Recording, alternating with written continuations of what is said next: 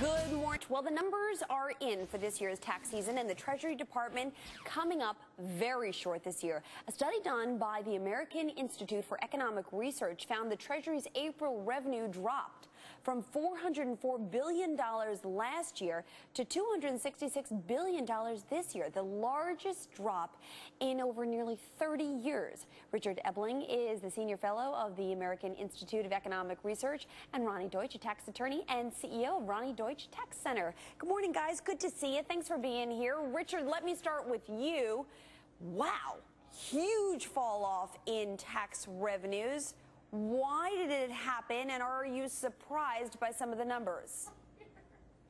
Well, it's basically due to the fact that we've had such a severe downturn in the economy as a whole. Individuals have lost jobs, business revenues are down, and when there's less income being earned and less revenues in the business sector, obviously less taxes are paid to the federal government. And it's not just April, as you pointed out, which was a 35% decline compared to what the government took in April of 2008. It's way down in general. For example, in fiscal year 2008 and 2007, the federal government took in approximately $633 billion every quarter during its fiscal years. For the first quarter of 2009, it took in practically only $442 billion, or a 30% decrease on the average amount on a quarterly basis. The significance of this, of course, is that what the government doesn't take in revenue has to be made up through either borrowing or money being created by the Federal Reserve to cover the government's growing expenditures. It's hard to digest, given especially all the programs, Roni, that we are talking about. But one of the biggest issues has to be the loss of jobs, particularly the loss of financial jobs. What does that do to the IRS?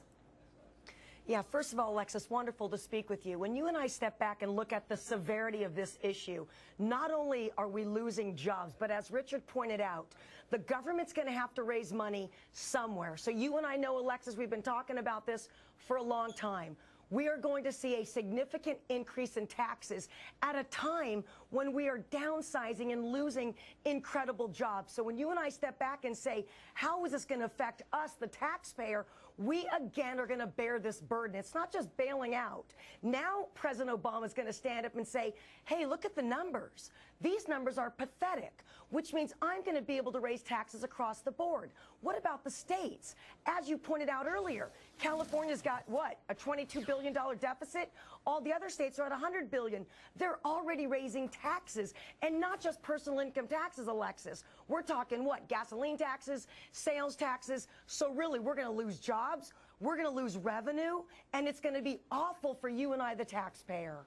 You know, I mean, Richard, Roni raises such an important point here. We were talking earlier about how many states in this union are right now facing basically a statewide budget gap. I mean, the last statistics back in February said that 7 states at that time were in the green. I don't know, since February a lot has happened, so I would assume that it's getting progressively worse. What does this do to all these government spending programs? What does this do to the rating of our debt? Because part of the massive shortfall here is corporate taxes.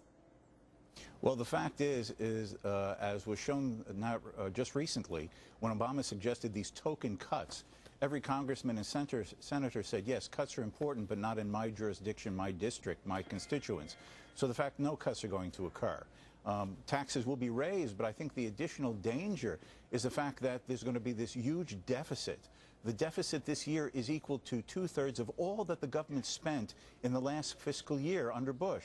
The result is that the government is going to have to offer rising interest rates to attract private or foreign borrowers to lend it the money, or it will have to go to the Federal Reserve and ask Ben Bernanke to start churning the hand of the printing press to create the money to cover this government spending. So besides taxes, we're facing possibly rising interest rates and even significant price inflation looking down the road. That doesn't help the investment or employment picture either.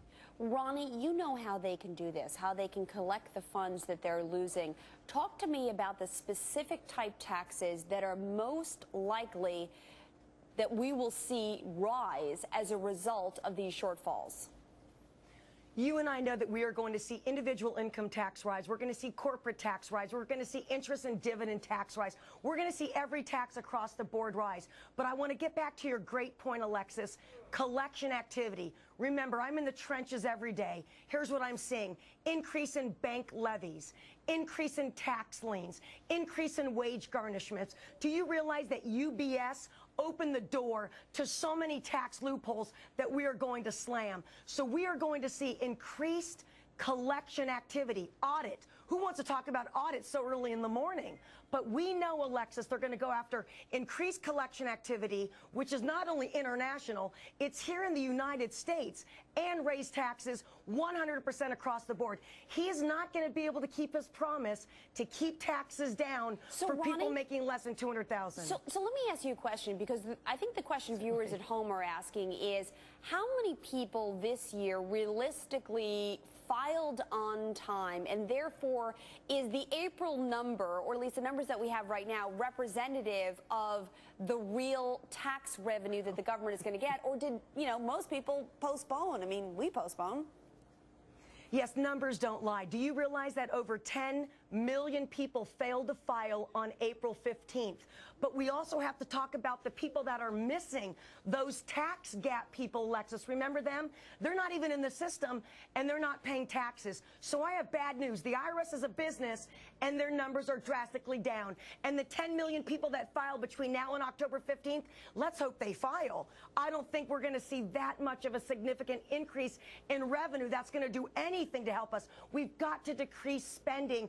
The wealthy cannot bear the burden on a federal level and on a state level. It is absolutely unfair. Richard, just about 15 seconds to go here. When will we actually see the numbers rise? I'm not optimistic, other than the false rising of rising inflation that artificially pushes people's incomes up because the Federal Reserve is printing a lot of money. All right. Unbelievable statistics. Richard and Roni, terrific having the two of you here. Yes. It was a real gut check, but it's the way things are going. Thanks, guys. Thank you, Alexis. All right. Well, Treasury Secretary Tim Geithner